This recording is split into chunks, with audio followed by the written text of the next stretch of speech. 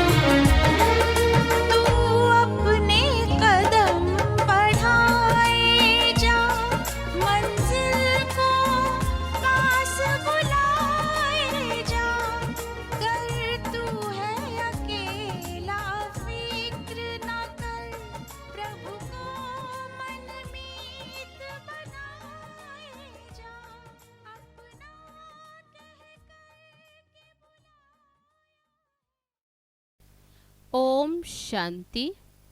आज 20 मई 2022 बाबा कहते, मीठे बच्चे, अपने इस जीवन को कौड़ी से हीरे जैसा बनाना है तो समय को सफल करो, अवगुणों को निकालो।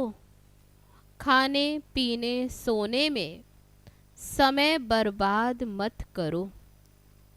प्रश्न है, मनुष्यों ने किस एक शब्द से सबको भगवान का रूप समझ लिया है?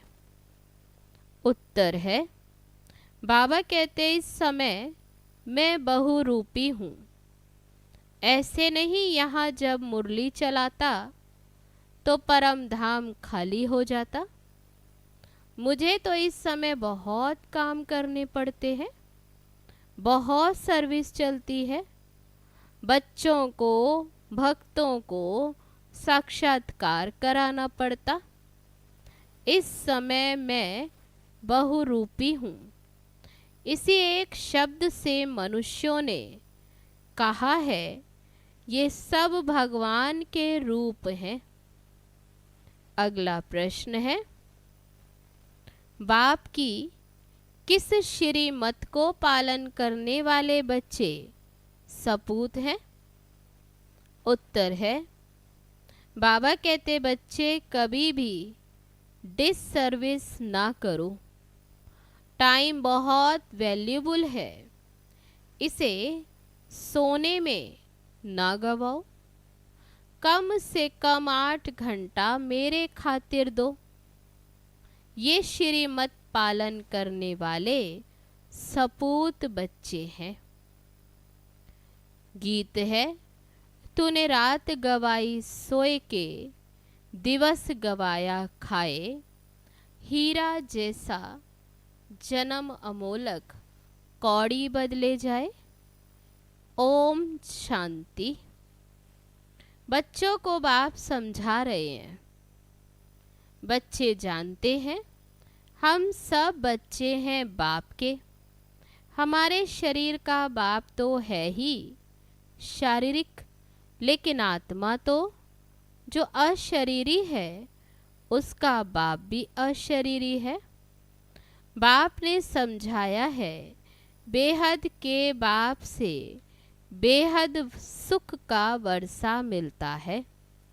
अभी शुरू होता है जो त्रेता अंत तक फिर वह वर्षा चलता। तुम अभी पुरुषार्थ कर रहे हो भविष्य 21 जन्मों की प्रारब्ध के लिए। फिर बाद में हद का शुरू होता, बेहद का पूरा हो जाता। ये गुह्य बातें हैं ना। जानते हैं आधा कल्प हम हद के बाप से वर्षा लेते हैं और बेहद के बाप को याद करते आए। आत्मा के संबंध में हम सभी ब्रदर्स हैं। वह है बाप। कहते भी हैं हम आत्माएं भाई भाई। फिर जब मनुष्य सृष्टि की रचना रची जाती तो फिर भाई बहन हो जाते। ये नई रचना है ना। पीछे फिर परिवार बढ़ता, काका चाचा मामा सब पीछे होते। इस समय बाप रचना रच रहे हैं। बच्चे और बच्चियां हैं, दूसरा और कोई संबंध नहीं। अब तुम जीते जी भाई बहन बन जाते हो। दूसरे कोई संबंध से ताल्लुक नहीं। अभी तुमको नया जन्म मिल गया है। जानते हो, हम अभी ईश्वरीय संतान हैं। शिववंशी ब्रह्मा कुमार कुमारियां हैं। ब्रह्मा कुमार कुमारियों का और कोई संबंध नहीं। इस समय ये सारी दुनिया पतित है। इनको पावन बनाना पड़े। कहते हैं बाबा हम आपके हैं। बाबा कहते बच्चे भविष्य के लिए पुरुषार्थ करके अपना जीवन हीरे जैसा बनाना है। सारा दिन सिर्फ खाना पीना, रात को सोना और बाप को याद ना करना, इससे कोई हीरे जैसा जन्म नहीं मिलेगा। बाबा कहते हैं शरीर निर्वाह अर्थ कर्म करते, ग्रस्त व्यवहार में रहते, कमल फूल समान बनना है। समझते हैं हम कौड़ी से हीरे जैसा, अर्थात मनुष्य से देवता बन रहे हैं। मनुष्यों में तो बहुत अवगुण है। देवताओं में गुण होते तब तो मनुष्य देवताओं के आगे जाकर अपने अवगुण बताते हैं ना। आप सर्वगुण संपन्न, हम पापी नीच हैं। अब बाप कहते अपने से आसुरी गुणों को निकाल, ईश्वरीय दैवी गुण धारण करने हैं। बाप तो है निराकार, मनुष्य सृष्टि का बीज रूप। बाप सत्य है, चैतन्य है, ज्ञान का सागर है। ये ज्ञान तो बुद्धि में बैठा हुआ है ना। ये है नया ज्ञान। कोई वेद शास्त्रों में ये ज्ञान नहीं है। अभी जो तुम सुनते हो ये ज्ञान फिर प्राय लोप हो जाएगा। अभी तुम जानते हो हम आसुरी गुण वाले मनुष्य से दैवी गुण धारण कर बाप द्वारा देवता बन रहे हैं। पापों का बोझा जो सिर पर है वे बाप की याद से हम भस्म करते। भक्ति मार्ग में तो यही सुनते आए कि पानी में स्नान करने से पाप भस्म हो जाएंगे, परंतु पानी से तो पावन बन नहीं सकते। अगर ऐसा होता तो फिर पतित पावन बाप को याद क्यों करते? कुछ भी समझते नहीं है। समझदार और बेसमझ ये भी एक नाटक बना हुआ है। अभी तुम कितने समझदार बन रहे हो, सारे सृष्टि चक्र को जानते हो। हिस्ट्री ज्योग्राफी को जानना ये भी समझ है ना। अगर नहीं जानते हैं तो उनको बेसमझ कहेंगे ना। अभी तुम बच्चे जानते हो। बाबा ने अपना परिचय अपने बच्चों को दिया है कि मैं आया हूँ तुमको हीरे जैसा बनाने। ऐसे नहीं यहाँ से सुनकर गए, खाया पिया, जैसे आगे चलते थे। बाबा कहते वह तो कौड़ी जैसी लाइफ थी। देवताओं की तो हीरे जैसी लाइफ है। वे तो स्वर्ग में सुख भोगते थे। चित्र भी है ना। आगे तुम भी नहीं जानते थे कि हम ही सुखी थे, हम दुखी हुए। हमने 84 जन्म कैसे लिए ये नहीं जानते थे, अब मैं बताता हूँ। अभी तुम औरों को भी समझाने के लायक बने हो। बाप समझदार बनाते हैं तो फिर औरों को समझानी देनी चाहिए।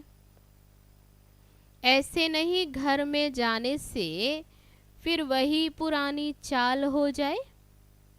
शिक्षा पाकर फिर औरों को शिक्षा दो। बाप का परिचय देने जाना पड़ता है। बेहद का बाप तो सबका एक ही है। सभी धर्म वाले उनको ही पुकारते हैं कि हे परम पिता परमात्मा व हे प्रभु। ऐसे कोई नहीं होगा जो परमात्मा को याद नहीं करता होगा। सभी धर्म वालों का बाप एक ही है। एक को सभी याद करते। बाप से वर्षा पाने के तो सभी हकदार हैं। वर्षे पर भी समझाना पड़े। बाप कौन सा वर्षा देते? मुक्ति और जीवन मुक्ति। यहाँ तो सब जीवन बंद है। बाप आकर सबको रावण के बंधन से छुड़ाते हैं। इस समय कोई भी जीवन मुक्त है नहीं, क्योंकि रावण राज्य है। देह अभिमानी है। देवताएं देही अभिमानी होने से जानते हैं हम आत्मा एक शरीर छोड़ दूसरा लेते। सिर्फ परमात्मा को नहीं जानते। परमात्मा को जाने तो फिर सारे सृष्टि चक्र को जान जाए। त्रिकालदर्शी सिर्फ तुम ही हो। ब्राह्मणों को ही बाप बैठ त्रिकालदर्शी बनाते हैं। तीनों कालों की नॉलेज देते। जब देवताएं भी त्रिकालदर्शी नहीं तो उनकी जो वंशावली आती है उनमें भी ये ज्ञान नहीं रहता। तो फिर दूसरों में ये ज्ञान कहाँ से आएगा? देने वाला भी एक ही है। ये सहज राजयोग की नॉलेज और कोई को हो नहीं सकती। देवी देवता धर्म का शास्त्र भी तो होना चाहिए। तो ड्रामा अनुसार उन्हों को फिर शास्त्र बनाने पड़ते हैं। गीता भागवत आदि सब ऐसे ही फिर बनेंगे। ग्रंथ भी ऐसे बनेंगे। अभी ग्रंथ कितना बड़ा हो गया, नहीं तो इतना छोटा था, हाथ से लिखा हुआ था, फिर वृद्धि में लाया। ये भी ऐसे है। इनका अगर ग्रंथ बैठ बनाओ तो बहुत बड़ा हो जाए, परंतु फिर उनको शॉर्ट किया जाता। पिछाड़ी में बाप 2 अक्षर कहते हैं, मन मना भव। मैं तुमको सब वेदों शास्त्रों का सार समझाता हूँ। तो जरूर नाम तो लेना पड़ेगा ना। फलाने शास्त्र में यह है। वे कोई धर्म का शास्त्र नहीं। भारत का धर्म एक ही है। बाकी वह किस धर्म के शास्त्र हैं, कब वह सिद्ध नहीं कर सकते। भारत का शास्त्र है ही एक गीता। गीता भी सर्व शास्त्र शिरोमणि गाई हुई है। गीता की महिमा तुम एक्यूरेट जानते हो। जिस गीता से बाप आकर भारत को फिर से स्वर्ग बनाते। भारत के शास्त्र को मान बहुत मिलता, परंतु गीता का भगवान कौन था उनको ना जानने के कारण फिर गीता की झूठी कसम उठाते। अब उनको ये करेक्ट करो। भगवान ने तो ऐसे नहीं कहा कि मैं सर्वव्यापी हूँ। बच्चों ने प्रश्न पूछा, शिव बाबा जब इधर आते हैं मधुबन में मुरली चलाते, तो क्या परम धाम में भी शिव बाबा है? बाबा कहते इस समय तो हमको बहुत काम करने पड़ते, बहुत सर्विस चलती, कितने बच्चों को, भक्तों आदि को भी साक्षात्कार कराता हूँ। इस समय मैं बहुरूपी हूँ। बहुरूपी अक्षर से भी मनुष्यों ने समझा कि सब रूप उनके हैं। माया उल्टा लटका देती, फिर बाप सुलटा बनाते। तुम बच्चे अभी मुक्ति धाम में जाने का पुरुषार्थ करते हो। तुम्हारी बुद्धि है मुक्ति धाम तरफ। ऐसा कोई मनुष्य पुरुषार्थ करा न सके जो तुमको बाप करा रहे हैं। अब अपना बुद्धि योग वहाँ लगाओ। जीते जी इस शरीर को भूलते जाओ। मनुष्य मरते हैं तो कहते हैं स्वर्ग पधारा, फिर भी रोते रहते। बाप के जो सपूत बच्चे होंगे वही बाप के मददगार बन सर्विस करेंगे। वे कभी डिससर्विस नहीं करेंगे। अगर कोई डिससर्विस करते हैं तो गोया अपनी करते। बाबा कहते हैं मीठे बच्चे, ये टाइम बहुत वैल्यूबल है। भविष्य 21 जन्मों के लिए तुम कमाई करते हो। तुम जानते हो हमको विश्व की बादशाही मिलती। ये कितनी भारी कमाई है, तो उसमें लग जाना चाहिए। बाप को याद करना है। जैसे गवर्नमेंट की सर्विस में 8 घंटा रहते हैं, बाप भी कहते मेरे खातिर 8 घंटा दो। रात को सोकर अपना समय बर्बाद मत करो। दिन रात ये कमाई करनी है। ये तो बड़ी सहज सिर्फ बुद्धि की बातें हैं। मनुष्य जब धंधे पर जाते हैं तो पहले मंदिर के सामने हाथ जोड़कर फिर दुकान पर जाते। लौटते समय फिर भूल जाते, घर याद आ जाता। वह भी अच्छा, परंतु अर्थ कुछ भी जानते नहीं।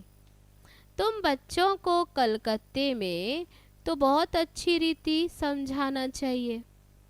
काली माता का वहाँ बड़ा मान है। बंगाली लोगों की रस्म रिवाज अपनी होती। ब्राह्मणों को वे मछली जरूर खिलाते। बड़े आदमी अपने तालाब बनाए, फिर उसमें मछलियाँ पालते हैं, तो ब्राह्मणों को भी वे खिलाएंगे। अभी तुम पक्के वैष्णव बनते हो। प्रैक्टिकल में तुम विष्णु की पुरी में चलते हो। ऐसे नहीं कि वहाँ 4 भुजा वाले मनुष्य होंगे। लक्ष्मी नारायण को विष्णु कहा जाता। 2 भुजा लक्ष्मी की और 2 भुजा नारायण की। तुम महालक्ष्मी की पूजा करते, वास्तव में विष्णु की करते। दोनों है ना, परंतु इस समय महिमा है माताओं की। जगत अम्बा का गायन है। लक्ष्मी का भी नाम गाया हुआ है। बाप आकर माताओं द्वारा सबको सदगति देते। जगत अम्बा वही फिर राजेश्वरी बनती। माँ की पूजा होती है। वास्तव में जगत अम्बा तो एक है ना। जैसे शिव का एक लिंग बनाते, वैसे फिर छोटे छोटे सालिग्राम भी बनाते हैं। वैसे काली के भी छोटे मंदिर बहुत हैं। वह जैसे माँ की संतान है। अभी बाप तुमको अपना बनाते, इसको ही बलि चढ़ना कहा जाता है। बाबा का बनना माना बलि चढ़ना। तुम बलि चढ़ते हो उन पर, इस ब्रह्मा पर नहीं। तो बाबा समझाते अभी टाइम वेस्ट नहीं करना है, धंधा आदि भल करो। अगर पैसा काफ़ी है खाने के लिए तो फिर जास्ती माथा क्यों मारते हैं।